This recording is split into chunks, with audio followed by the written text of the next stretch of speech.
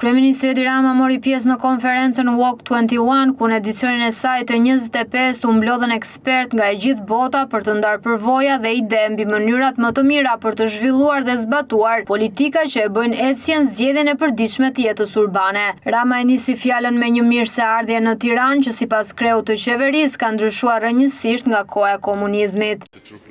Është kënaqësi e vërtet të numërosh 54 vende në këtë sallë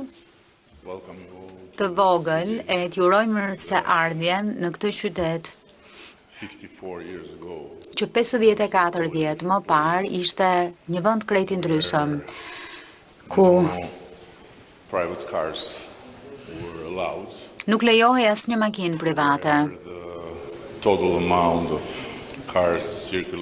ku numri i përgjithshëm i makinave që qarkullonin ishte rreth 5.000 në të gjithë vendin, ku numri i turistëve që vizitonin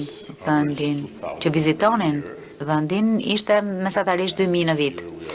ndërkohë që këtë vit ne do të shkojmë për te 12 milionshit. Sot ndërkohë kemi një sfidë të madhe, sepse ajo çfarë morëm si rezultat i pak a shumë 50 viteve jetese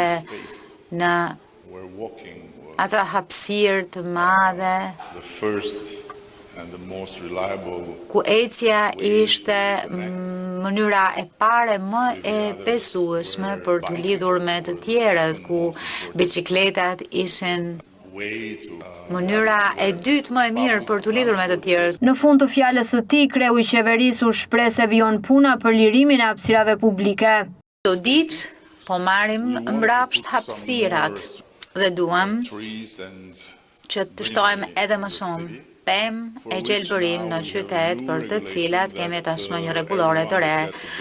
që gjithkush që merr një leje ndërtimi duhet të kontribuojë në fondin e gjelbër